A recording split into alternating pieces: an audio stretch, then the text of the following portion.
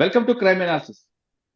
చంద్రబాబు నాయుడు కేసులో సుప్రీంకోర్టు ఇచ్చిన జడ్జిమెంట్ చంద్రబాబు నాయుడుకి ఊరట లేదు చంద్రబాబుకి షాక్ అనే అంశంపై మనతో మాట్లాడడానికి స్కాట్లాండ్ నుండి ప్రముఖ అడ్వకేట్ రాజీవ్ రెడ్డి గారు ఉన్నారు. రాజీవ్ రెడ్డి గారిని అడిగి ఇది ఇది చంద్రబాబు నాయుడికి ఊరటిస్తుంది అనుకోవాలా, లేదు దీన్ని ఖచ్చితంగా చంద్రబాబు నాయుడికి రాబోయే కాలంలో మరింత సీరియస్ అయ్యే అవకాశం అనుకోవాలో, లేదు సిఐడి చేసిన కేసులో సిఐడి ఖచ్చితంగా ముందు దర్యాప్తు చేసుకోవచ్చు అంటూ సుప్రీంకోర్టు జడ్జిమెంట్ ఇచ్చిందా అని అంశంపై రాజీవ్ రెడ్డి గారి విశ్లేషణ పాల్గొన్నారు. రాజీవ్ రెడ్డి గారిని అడిగి మరిన్ని వివరాలు తెలుసుకుందాం. రాజీవ్ రెడ్డి గారు నమస్తే అండి.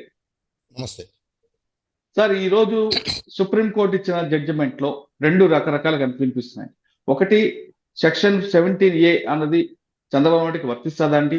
ఇంకొక జడ్జిమెంట్ లో ఇది వర్తించదు అని, అంటే గవర్నర్ అనుమతి తీసుకొని అరెస్ట్ చేయాలి అంశంపై ప్రధానంగా చర్చ జరిగింది ఈ క్వాష్ పిటిషన్ పై.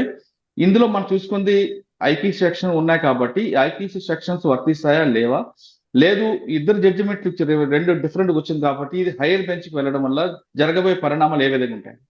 ఈ చర్చ మొదలుపెట్టే ముందు ఏంటంటే జడ్జిమెంట్ కంప్లీట్ గా చూడలేదు.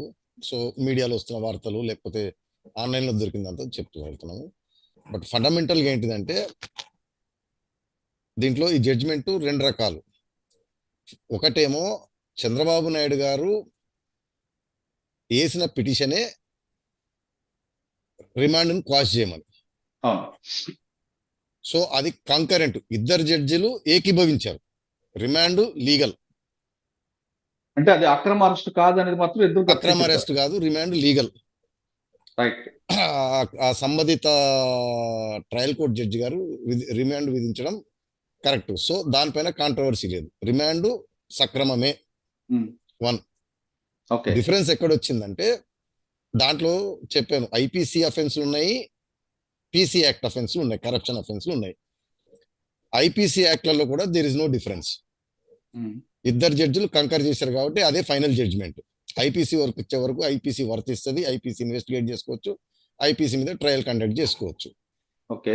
All it remains is corruption offence మీద ఏదైతే ఉందో, ఐ థింక్ సెక్షన్ 13 అవి పెట్టినట్టున్నారు, అది వర్తిస్తుందా లేదా అనేది.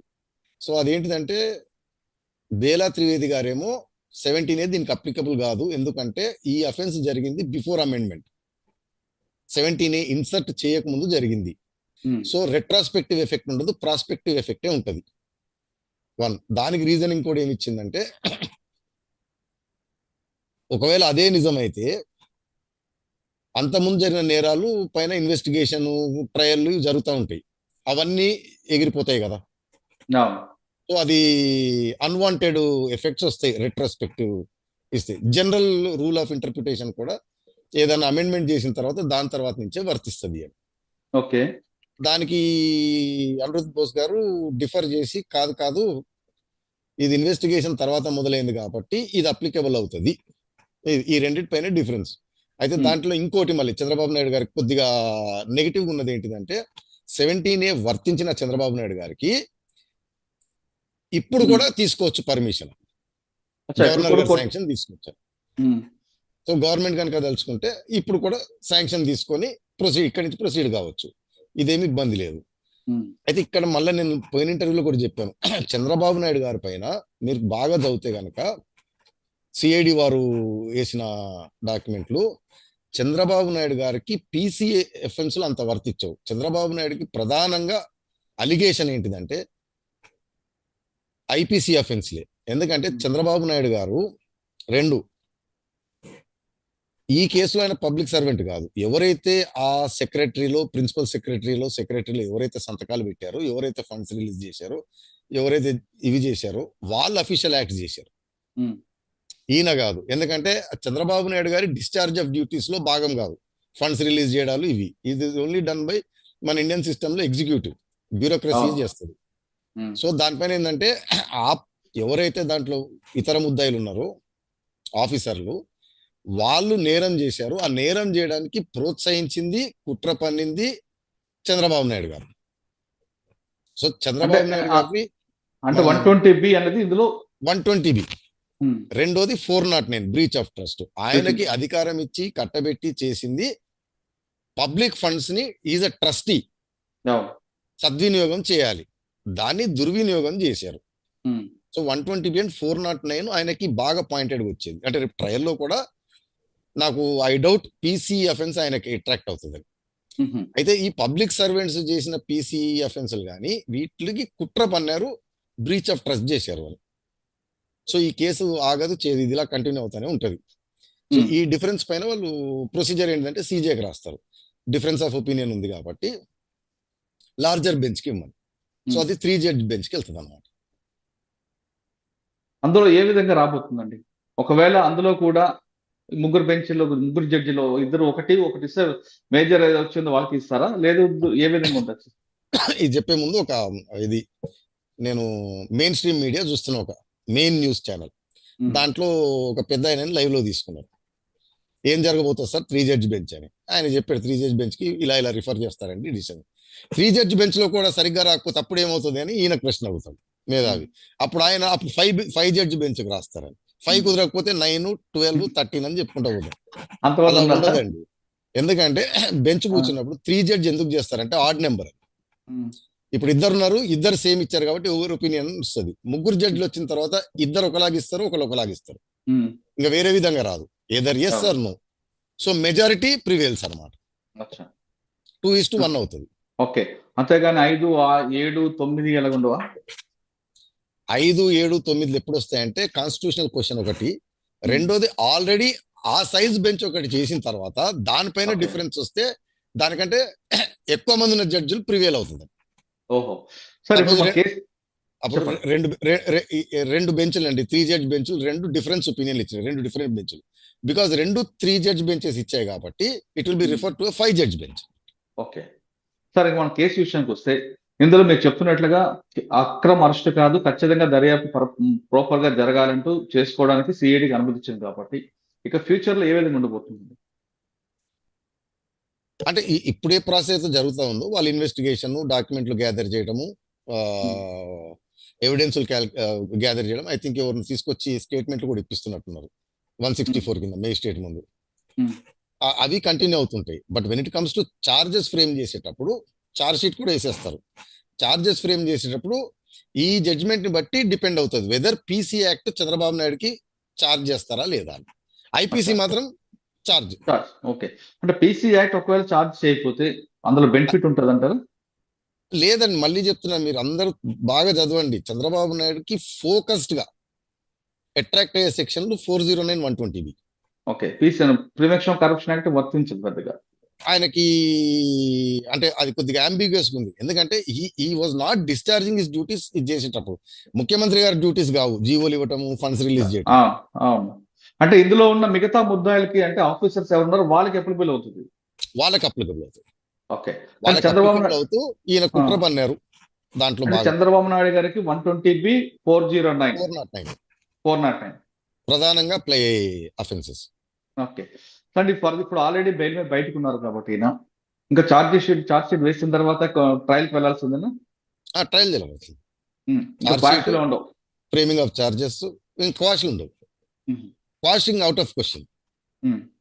మేబీ చార్జ్ షీట్ వేసిన తర్వాత చార్జ్ షీట్ లో ఏమీ లేదు అయినా చార్జ్ షీట్ వేసారంటే చార్జ్ షీట్ క్వాషింగ్ కి వెళ్ళొచ్చు. అచ్చా, అది ఇప్పుడు ఏ దశలో వస్తుంది? పోలీసులు చార్జ్ షీట్ వేస్తారండి. ఓకే, చార్జ్ షీట్ వేసిన తర్వాత రూల్ ఏంటిదంటే అక్కడ ఒక డిశ్చార్జ్ ఛాన్స్ ఉంటుంది, డిశ్చార్జ్ కానీ క్వాష్ కానీ, saying that going through the entire charge sheet no offence is made out, ఎటువంటిది లేదు అని. అక్కడ ఏంటంటే చాలా నేరో విండో అనమాట.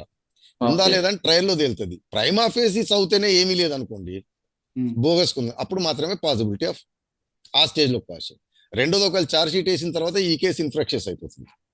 ఓహో, సార్, ఈ కేసుతో పాటు ఇంకా ఫైబర్ నెట్ ఉంది, ఇన్నర్ రింగ్ రోడ్డు అన్నీ ఉన్నాయి, అవి కూడా వచ్చే అవకాశం ఉంటుందట? లేదు, ఈ జడ్జిమెంట్ ప్రకారం రిమాండ్ సక్రమమే, ఇన్వెస్టిగేషన్ సక్రమమే, ప్రొసీడింగ్స్ అన్ని సక్రమమే. అచ్చా, అంటే ఈ కేసు నడుస్తుండగానే ఇంకా మరో 3 కేసులు ఉన్నాయి కాబట్టి వాటి డిఫరెంట్, అది సెపరేట్ గా నడుస్తుంటది కదా, ఈ జడ్జిమెంట్ దాని మీద ప్రభావం చూపిస్తుందా? ఏది లేదు, ఎందుకంటే 17A పైన డిసైడ్ కాలేదు. ఇల్లు సుప్రీం కోర్టు డిసైడ్ చేసేంత వరకు హైకోర్టు జడ్జిమెంట్ బైండింగ్.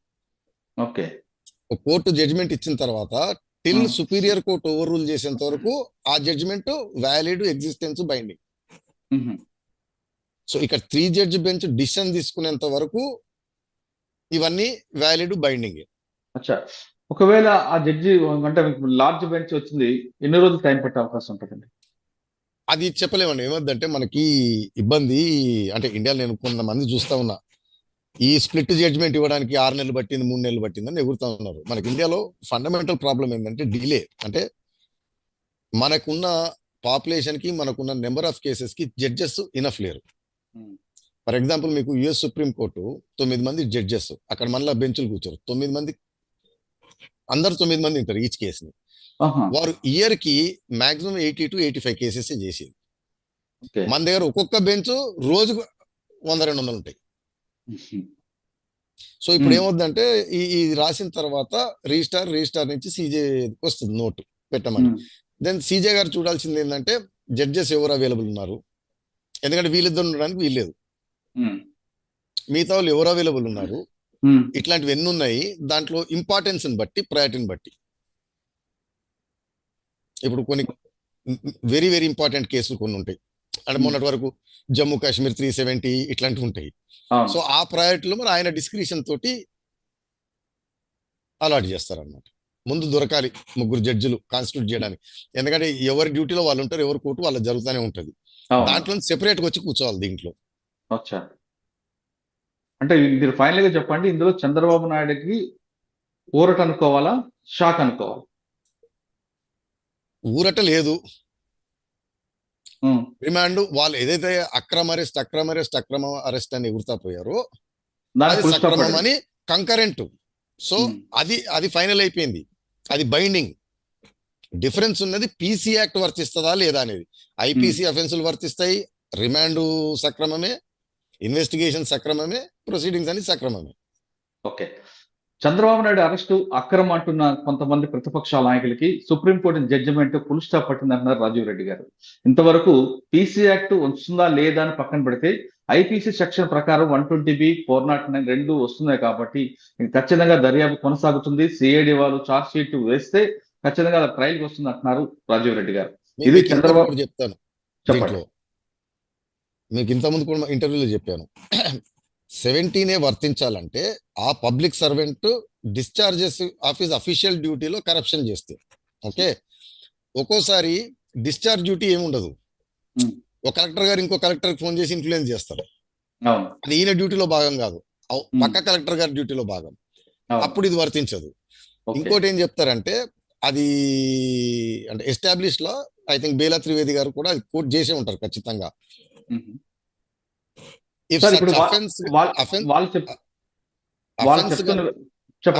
జరిగితే in discharge of official duties అయితేనే వర్తిస్తుంది, డిశ్చార్జ్ లేకపోతే వర్తించదు.